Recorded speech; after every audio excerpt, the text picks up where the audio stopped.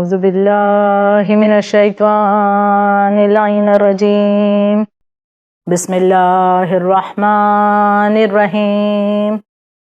الحمد لله رب العالمين والصلاة والسلام على أشرف الأنبياء والمرسلين سيدنا ونبينا وشفيعنا ومولانا بالقاسم محمد. اللهم صل على محمد وآل محمد وعجل فرجهم وآله الطيبين الطاهرين المعصومين ولعنة الله على أعدائهم أجمعين من يومنا هذا إلى يوم الدين. أما بعد فقد قال الله تعالى في القرآن المجيد: بسم الله الرحمن الرحيم. إن الدين عند الله الإسلام. السلام علیکم ورحمۃ اللہ وبرکاتہ۔ خداوند عالم اپنی مشہور و معروف کتاب باعظمت کتاب قرآن مجید میں اعلان کر رہا ہے، ان الدین عند اللہ الاسلام، خدا کے نزدیک دین اسلام ہے۔ وہ دین اسلام جو ایک مکمل دین ہے، جو ایک کمپلیٹ دین ہے، جو ایک جامع دین ہے۔ وہ دین اسلام کہ جس کے ذریعے سے انسان خدا کی خوشنودی کو حاصل کرتا ہے۔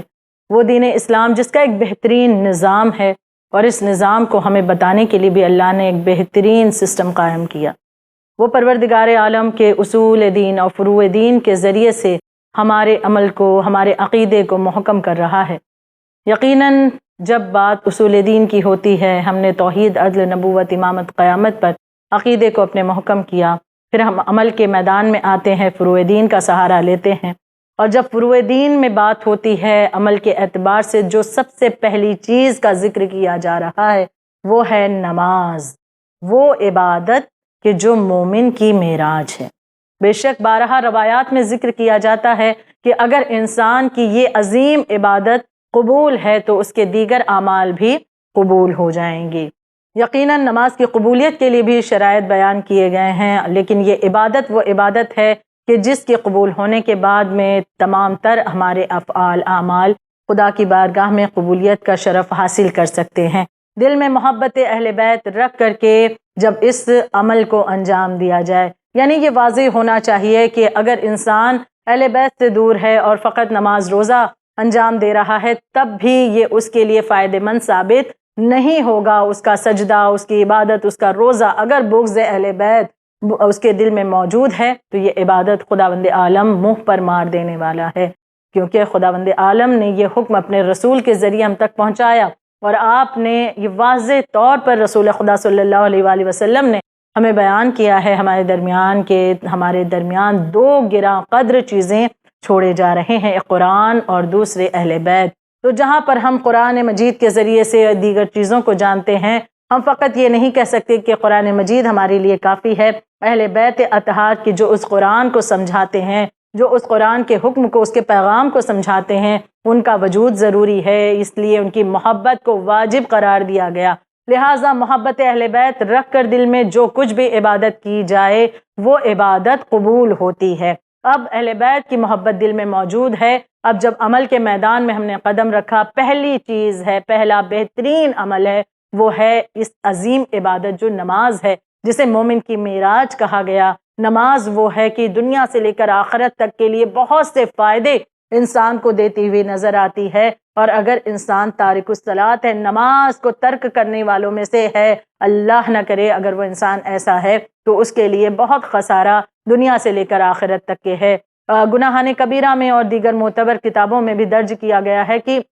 اگر کوئی انسان نماز کو حقیر جانتا ہے تو اولاً تو امام کی شفاعت، جو ہم شفاعت کا عقیدہ رکھتے ہیں کہ معصومین ہماری شفاعت کریں گے، لیکن معصوم خود بیان فرماتے ہیں، امام جعفر صادق علیہ الصلوۃ والسلام بیان فرماتے ہیں، ہماری شفاعت اس تک نہیں پہنچ سکتی جو نماز کو حقیر جانتا ہو۔ نماز کو معمولی سمجھنے والا، حقیر جاننے والا، اس تک کہ کبھی بھی معصومین کی ائمہ طاہرین علیہ السلام کی شفاعت نہیں پہنچ سکتی ہے۔ اور ساتھ ساتھ اس دنیا سے لے کر آخرت تک کے بہت سے نقصانات وہ اٹھاتا ہے۔ کتاب گناہان کبیرہ میں بھی موجود ہے کہ اگر انسان بے نمازی ہے تو خداوند عالم اس دنیا میں یہ سزا دیتا ہے، بہت سی سزائیں جن میں سے چند کا ذکر کر دوں، کہ انسان کی عمر کو گھٹا دیا جاتا ہے۔ اس کی عمر کم کر دی جاتی ہے، اگر انسان بے نمازی ہے تو اس کا رزق تنگ کر دیا جاتا ہے۔ یہ دو چیزوں کے لیے انسان زیادہ پریشان ہوتا ہے اس دنیا میں۔ وہ چاہتا ہے اس کی روزی بہت زیادہ ہو جائے، اتنی دولت اسے مل جائے کہ زندگی بڑی آسانی سے گزر جائے، آرام ہو، آسائش ہو، حتیٰ کہ انسان یہ کہتا ہوا نظر آتا ہے کہ ہم اتنا کما لیں کہ ہماری پیڑھیاں جو ہیں، ہماری نسل بیٹھ کر کھائیں، یہ تک کہ انسان کی پلاننگ ہوتی ہے۔ حالانکہ ایک پل کا بھروسہ نہیں، لیکن انسان کی لمبی لمبی آرزوئیں جو اسے اسی وجہ سے بہت زیادہ پھر آگے چل کر کے پریشان کرتی ہیں، تکلیف اسے پہنچتی ہے جب یہ آرزوئیں پوری نہیں ہوتی۔ اس لیے جو انسان چاہتا ہے کہ وہ اس دنیا میں خدا کے احکام پر عمل کرے، خوش و خرم طریقے سے زندگی اس کی گزرے، آرزوؤں کو وہ کم رکھے، اتنا زیادہ وہ فائدے میں ہے۔ بہرحال انسان یہ چاہتا ہے کہ بہت مال و دولت حاصل ہو جائے، بڑی لمبی عمر و بڑا جیے، وہ اس دنیا میں اپنوں کا ساتھ خوب سالوں تک اسے ملے، تو اس کے لیے ضروری ہے، شرط یہ ہے کہ وہ نماز کا پابند ہو۔ اگر بے نمازی ہے تو عمر بھی کم کر دی جائے گی، رزق بھی اس کا تنگ کر دیا جائے گا، جو کچھ بھی وہ دعا کرے گا وہ قبول خدا کی بارگاہ میں نہیں ہوگی اگر انسان اس دنیا میں نماز کو حقیر جانتا ہے، نماز ادا نہیں کرتا ہے۔ ساتھ ساتھ صرف یہ نہیں بلکہ بڑی سختی ہوتی ہے اس کے ساتھ کہ یہاں پر جو کچھ بھی وہ گناہ کر رہا ہے، توبہ کرنا چاہے، توبہ بھی اس کی قبول نہیں ہوتی۔ آخری وقت میں بڑی ہی مشکل، بڑی ہی پریشانی کے ساتھ اس کا دم نکلتا ہے، بھوکا اور پیاسا اسے اس دنیا سے اٹھایا جاتا ہے، قبر کی منزل میں پہنچے تو فشار قبر کا سامنا اسے کرنا پڑتا ہے۔ جو انسان بے نمازی ہے پھر سختی کے ساتھ اس کا حساب و کتاب خداوند عالم میدان محشر میں لیتا ہے۔ لہٰذا انسان کو اس عظیم نعمت کا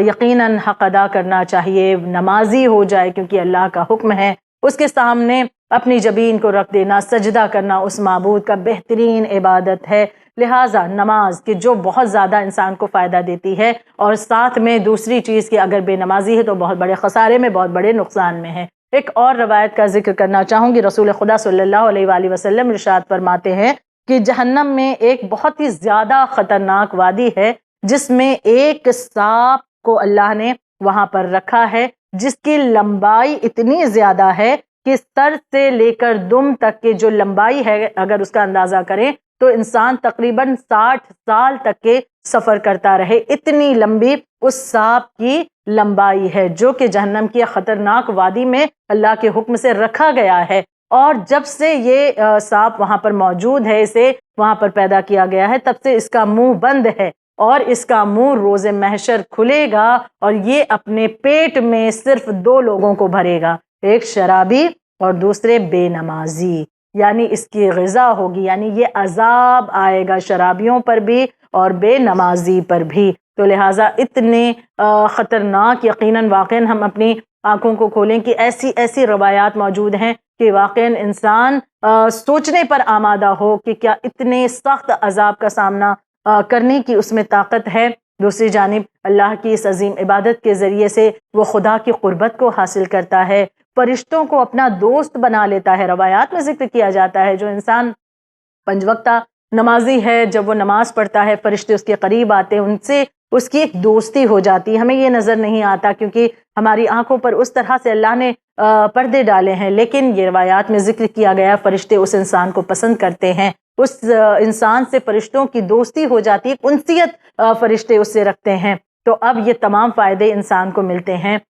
دوسری طرف کی بے نمازی ہونے کے بہت سے نقصانات بیان کیے جاتے ہیں۔ یہاں پر ایک اور روایت کا ذکر کرنا چاہوں گی کہ رسول خدا صلی اللہ علیہ وآلہ وسلم ارشاد فرماتے ہیں کہ روز قیامت ایک بچھو برآمد ہوگا جس کا سر آسمان سے ٹکرا رہا ہوگا، اور دم اس کی جو پونچھ ہوگی وہ 7ویں زمین تک پہنچ رہی ہوگی، اور مشرق سے مغرب تک کے اس کا منہ کھلا ہوگا۔ وہ کہے گا کہ کہاں ہیں وہ لوگ جو خدا اور رسول سے جنگ کرتے تھے۔ اب یہاں پر یہ جو روایت میں بیان کرنے جا رہی ہوں، اس روایت میں وہ بچھو ان لوگوں پر عذاب کرنے جا رہا ہے کہ جس کے بارے میں وہ خود کہہ رہا ہے کہ کہاں پر ہیں وہ لوگ، کہاں ہیں وہ لوگ کہ جو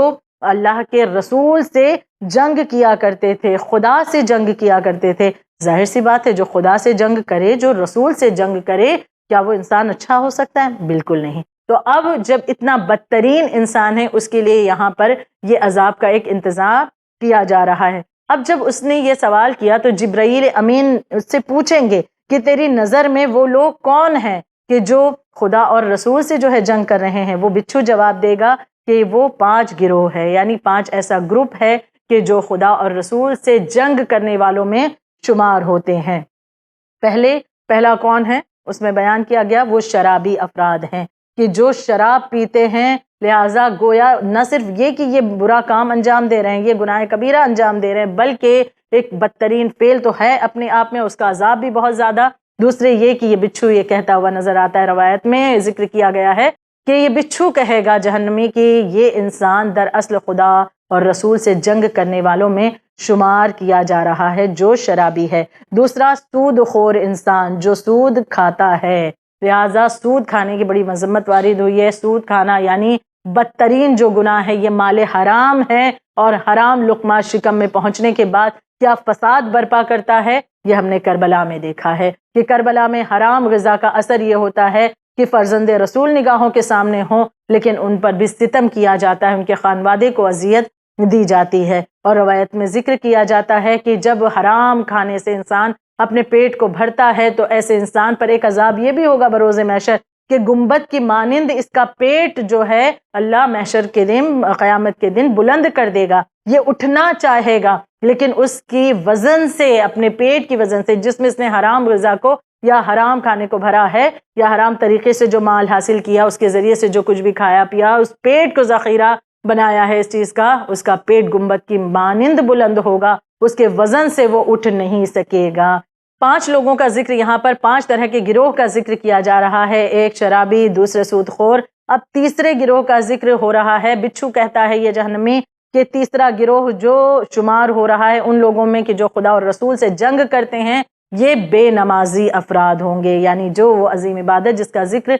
کیا جا رہا ہے۔ لہٰذا اگر انسان نماز کو چھوڑنے والا، ترک کرنے والا ہے، بے نمازی ہے، تو گویا وہ خدا سے اور اس کے رسول سے جنگ کر رہا ہے، یعنی کتنا بڑا گناہ ہے جو وہ انجام دے رہا ہے، جس کی معافی کیسے خدا کی بارگاہ میں انسان کو مل سکتی ہے۔ تو لہٰذا اس حوالے سے ایک واقعہ بہت ہی جو ہے انٹرسٹنگ ہے کہ جو واقعاً ہمیں سوچنے پر آمادہ کرتا ہے کہ جناب موسیٰ علیہ السلام کے دور کا واقعہ ہے کہ جناب موسیٰ علیہ السلام دریائے نیل میں سفر کر رہے تھے، اور جب دریائے نیل میں سفر کر رہے ہیں تو دیکھتے ہیں کہ اس دریا میں کچھ مچھلیاں ہیں جو معذب نظر آتی ہیں، یعنی کہ جن پر عذاب کا کچھ اثر ہو رہا ہے، یعنی عذاب ہو رہا ہے۔ اب یہاں پر اللہ کے نبی نے، جناب موسیٰ علیہ السلام نے خدا کی بارگاہ میں دعا کی، بار الہ تیری یہ مخلوق پر عذاب کس بنا پر؟ کیونکہ انسان ہے، وہ گناہ کرتا ہے، تو لہٰذا اس کی بنا پر اس پر عذاب ہو، یہ بات سمجھ میں آتی ہے۔ خدا کی یہ مخلوق جو کہ ایک مچھلی ہے، لہٰذا اس پر یہ عذاب کا اثر کیوں آ رہا ہے؟ تو ایک مرتبہ خدا کی بارگاہ میں جناب موسیٰ علیہ السلام نے سوال کیا، پروردگار عالم کی طرف سے اس کی وضاحت کی گئی، حکم آیا کہ اے موسیٰ اپنے عصا کو دریا پر مارو اور پھر میری قدرت کا نظارہ دیکھو۔ جناب موسیٰ علیہ السلام ایک مرتبہ اپنے عصا کو اس دریا پر مارتے ہیں اور پھر ایک مرتبہ وہ جگہ ہٹ جاتی ہے، وہ دریا شگاف ہوتا ہے اور کچھ مچھلیوں کا گروہ آپ کے سامنے حاضر ہوتا ہے۔ یہ مچھلیاں جناب موسیٰ علیہ السلام کو سلام کرتی ہیں۔ اب جناب موسیٰ علیہ السلام نے ان مچھلیوں سے سوال کیا کہ یہ معذب تم کیوں نظر آتی ہو، یہ عذاب تم پر کس بنا پر آ رہا ہے؟ یہ مچھلیاں کہہ رہی ہیں کہ دراصل یہ ایک عذاب کا اثر ہے جو ہم پر آ رہا ہے، جس کی وجہ سے ہم پریشان ہیں۔ کہا کہ کس بنا پر، آخر وجہ کیا ہے؟ یہ مچھلیاں کہتی ہیں کہ دراصل اس کے پیچھے داستان ہے، اور وہ یہ ہے کہ ایک مرتبہ ایک کشتی اس دریا سے جا رہی تھی، اس کشتی میں کچھ لوگ بیٹھے ہوئے تھے اور اس میں ایک بے نمازی شخص بھی بیٹھا ہوا تھا۔ اس کے دانت میں کچھ تکلیف تھی اور دانت کا درد اتنا زیادہ بڑھا کہ وہ بے چین تھا اپنے دانت کے درد سے۔ کشتی میں بیٹھے دیگر افراد نے اسے رائے دی، اسے مشورہ دیا کہ یہ دانت تمہارا اگر نکال دیا جائے تو اس تکلیف سے تمہیں نجات مل جائے گی۔ لہٰذا اس بے نمازی کا دانت نکال کر کے لوگوں نے اس دریا میں پھینکا۔ ہماری نسل کی ایک مچھلی نے اس دانت کو، بے نمازی کے دانت کو نگل لیا، اور جس کا اثر یہ ہوا کہ ہم پر، جو ہم اس کی نسل سے، ہم پر یہ عذاب کا اثر باقی ہے۔ یعنی ایک بے نمازی کے وجود سے اس طرح سے عذاب کا اثر دوسروں تک پہنچ گیا۔ یعنی یہاں پر ہم شدت کا اندازہ کریں کہ خداوند عالم کس طرح سے بے نمازی کو پسند نہیں کرتا ہے، یعنی بے نمازی انسان ہے، کتنا خسارہ دنیا سے لے کر کے آخرت تک کے اٹھاتا ہے۔ اور وہیں پر یہ جو زندگی ہمیں ملی ہے، ہم اگر سوچیں غور کریں کہ واقعی نماز میں وقت کتنا لگتا ہے۔ یہ جو واجب نماز ہے ہماری 17 رکعتیں، اگر یہ 17 رکعت کا ہم اندازہ لگائیں تو یہ پوری 17 رکعت 24 گھنٹے میں سے ہمیں 20 منٹ مشکل سے یا 25 منٹ لگتے ہوں گے، اور اس کے لیے بھی ہمیں اپنی زندگی میں وقت نہیں ملتا۔ یہ پورے دن کی نماز کی کیلکولیشن میں بات کر رہی ہوں، اور ہم اس کے حوالے سے یہ کہتے ہیں کہ ہمیں وقت نہیں ملتا، یا ہماری جاب ہے، ہمارا بزنس ہے، ہمارا کالج ہے، ہمارا اسکول ہے، تو لہٰذا کیسے وقت نکالیں کہ نماز کو ہم ادا کر سکیں۔ یہ 24 گھنٹہ جو ہم دنیا کو حاصل کرنے کے لیے دوڑ رہے ہوتے ہیں، مال دنیا مل جائے جس کے لیے ہم گھنٹوں لگے رہتے ہیں، لیکن نماز کے لیے کیا چند منٹ ہمارے پاس نہیں ہے؟ اگر آج بھی انسان اسے سوچنے پر اپنے آپ کو آمادہ نہیں کر رہا ہے تو پھر یقیناً وہ عذاب کے لیے آمادہ ہو جائے کہ جو سخت عذاب اس انسان کے لیے ہے۔ اس روایت میں ذکر کیا گیا 5 طرح کے لوگ جو اللہ سے اور اس کے رسول سے جنگ کرنے والوں میں شمار ہوتے ہیں: شرابی انسان، سود خور انسان، بے نمازی انسان، اور چوتھا وہ انسان جو لوگ مسجد میں دنیاوی باتیں کرتے ہیں۔ ان کا بھی شمار ان لوگوں میں ہوتا ہے، یعنی جہنمی بچھو کا شکار یہ لوگ ہوں گے۔ مسجد میں دنیاوی باتیں کرنا یعنی کہ انسان مسجد میں موجود ہے، نماز ادا کرتا ہے، نماز کے بعد وہ دینی باتیں کرتا ہے، یہاں دینی مسئلے مسائل ہیں اس کے حوالے سے بات کر رہا ہے، یہ ایک الگ معاملہ ہے۔ لیکن اگر وہ دنیاوی باتیں مسجد میں بیٹھ کر کے ہنسی مذاق اور بیجا باتیں وہاں پر کر رہا ہے، اس کے بارے میں یہاں پر ذکر کیا جا رہا ہے، اسے پسند نہیں کیا جاتا۔ جہنم کا یہ بچھو کہتا ہے کہ اس کا شکار یہ افراد بھی بنیں گے کہ جو لوگ مسجد میں بیٹھ کر دنیاوی باتیں کیا کرتے ہیں۔ اور پانچواں وہ گروہ جو زکوٰۃ ادا نہیں کرتے۔ ہم اگر غور کریں کہ یہ دین اسلام کا نظام کتنا بہترین ہے، کیا نظام اللہ نے قائم کیا واقعی اس دین اسلام کے ذریعے سے، کہ نماز، روزہ وغیرہ، جہاں یہ تمام عبادتیں ہمیں فائدہ جو پہنچا رہی ہیں، ہماری آخرت کو سنوار رہی ہیں، وہیں پر کچھ ایسی عبادتیں ہیں جس کے ذریعے یقیناً ہمیں آخرت میں فائدہ ملے گا، دنیاوی فائدے بھی اللہ عطا کرے گا، لیکن ساتھ ساتھ اس عبادت کے ذریعے سے اللہ نے غریب طبقے کو بھی یاد رکھا ہے، ضرورت مندوں کو بھی یاد رکھا ہے، ایسے لوگ جو حاجت مند ہیں، پریشان حال ہیں، ان کی طرف بھی ہمیں متوجہ کیا۔ یعنی کچھ ایسی عبادتیں ہمیں انجام دینی ہیں جیسے کہ زکوٰۃ کا معاملہ ہے، یا پھر خمس کا معاملہ ہے، راہ خدا میں انفاق کرنا، صدقہ و خیرات کرنا بہترین ثواب رکھتا ہے، اور یہ تمام اعمال کے ذریعے سے انسان غریب طبقے کی، پریشان حال لوگوں کی، ضرورت مند کی، مسکین کی، یتیموں کی، بیواؤں کی، مسافروں کی مدد کر سکتا ہے، اور اس کے ذریعے بہترین ثواب خداوند عالم اسے عطا فرماتا ہے۔ اس چیز کو دین اسلام میں بہت زیادہ محبوب قرار دیا گیا ہے کہ کوئی سوال کرے تو اس کے سوال کو رد نہ کیا جائے، بلکہ کوشش یہ کی جائے کہ انسان کے سوال کرنے سے پہلے اسے عطا کر دیا جائے۔ لہٰذا کسی کے سوال کرنے سے پہلے اسے دے دینا، یعنی ایک مدد ہے جو ہم کسی اپنے برادر ایمانی کی کر رہے ہیں۔ جب کسی کی مدد کی جاتی ہے، کسی مشکل سے اسے باہر نکالا جاتا ہے، اس کا اجر و ثواب خداوند عالم بہت زیادہ عطا فرماتا ہے۔ میں ایک حدیث کا ذکر کر دوں کہ واقعاً ایک چھوٹی سی بات یہاں نظر آتی ہے۔ اکثر ہماری زندگی میں یہ چیزیں ہوتی ہیں کہ بعض دفعہ ہم سفر کر رہے ہوتے ہیں، کوئی ہماری دوست ہیں، کوئی ہمارے عزیز ہیں، کوئی رشتہ دار ہیں ہمارے ساتھ بیٹھے ہوئے ہیں، اور کہ تبھی کوئی تنکا یا گھاس پھوس کا کوئی ٹکڑا یا کوئی دھول مٹی آ کر کے ان کے چہرے پر اگر آ جائے یا کہیں کپڑوں پر آ جائے اور ہم اسے صاف کر دیا کرتے ہیں، وہ خداوند عالم کتنا رحمان اور رحیم ہے۔ اس حوالے سے بھی روایت موجود ہے، امام جعفر صادق علیہ الصلوۃ والسلام بیان فرماتے ہیں، جو شخص اپنے برادر ایمانی کے چہرے پر سے گھاس پھوس کا تنکا یا کوڑا یا مٹی وغیرہ جو لگا ہوا ہو اسے دور کر دے تو خداوند عالم اس کے نامہ اعمال میں 10 نیکیوں کا ثواب لکھ دیتا ہے۔ یعنی فقط اتنی بھی مدد ہم نے اگر کسی کی ہے کہ ایک چہرے پر کوئی دھول تھی یا مٹی تھی یا ایک تنکا تھا، ہم نے اسے ہٹا دیا، اس کے ذریعے بھی اللہ اتنا خوش ہو رہا ہے کہ اس حوالے سے اتنی سی بھی مدد کیوں نہ ہو، لیکن اس کی بھی جزا میں تمہیں دینا چاہتا ہوں۔ 10 نیکیوں کا ثواب اس انسان کو اس کے ذریعے سے ملتا ہوا نظر آتا ہے۔ یعنی اگر ہم چھوٹا سا بھی کام کریں تو اتنا فائدہ ہے، چھوٹی سی بھی مدد کریں کسی کی تو اتنا فائدہ ہے، اور اگر کسی کی بہت بڑی مشکل کو حل کر دیں، اس کی مدد کر دیں مالی اعتبار سے یا کسی اور اعتبار سے، تو خداوند عالم اس چیز کو کتنا پسند فرماتا ہے۔ اور جب کوئی انسان کسی کو عطا کرے تو اس کا بھی ایک سلیقہ ہوتا ہے، اس کا بھی ایک انداز ہوا کرتا ہے کہ بعض دفعہ ہم یہ سوچتے ہیں کہ ہم جب دوسروں کی ہیلپ کریں، کئی لوگ ہمیں دیکھیں تاکہ وہ ہماری چرچا کریں لوگوں کے درمیان کہ فلاں انسان تو بڑا سخی ہے، لوگوں کی بہت مدد کرتا ہے، بہت زیادہ لوگوں کو عطا کرتا ہے۔ لیکن اس کے برعکس دین اسلام اس چیز کو پسند کرتا ہے کہ چھپا کر کے نیکیوں کو انجام دینا چاہیے، کیونکہ رسول خدا صلی اللہ علیہ وآلہ وسلم ارشاد فرماتے ہیں کہ چھپ کر نیکی کرو، اسے 70 حج کا ثواب تمہیں دیا جائے گا۔ جو انسان چھپ کر کے نیکی کرتا ہے، یعنی دکھاتا نہیں ہے، ظاہر نہیں کرتا لوگوں کو، اس کی مثال ہم امام علی رضا علیہ الصلوۃ والسلام کی زندگی کا وہ مشہور واقعہ اس پر غور کریں کہ جب ایک شخص آپ کے پاس آتا ہے جو کہ حج کے لیے گیا تھا اور اس کا زاد راہ اس کے پاس موجود تھا واپسی کا بھی، لیکن وہ گم ہو جاتا ہے یا چوری ہو جاتا ہے، تو یہ شخص امام رضا علیہ السلام کے پاس آیا اور آنے کے بعد عرض کرتا ہے کہ مولا میرے پاس زاد راہ تھا لیکن گم ہو چکا ہے، میں آپ کے پاس مدد کے لیے آیا ہوں کہ مجھے کچھ رقم فراہم کر دیں کہ میں اپنے وطن واپس پلٹ سکوں۔ امام علی رضا علیہ الصلوۃ والسلام نے کس طرح سے اس کی مدد کی ہے کہ اس وقت آپ دروازے کے پیچھے ہیں، آپ نے دروازے کے پیچھے ہی سے ہاتھ بڑھا کر کے اور اس شخص کو رقم کی تھیلی عنایت فرما دی اور اس کے چہرے کی طرف نگاہ نہیں اٹھائی۔ وہ شخص جب اس مدد کو لے کر کے وہاں سے روانہ ہو گیا امام کا شکریہ ادا کر کے، ایک شخص جس نے یہ معاملہ دیکھا تھا اس نے آ کر کے سوال کیا، مولا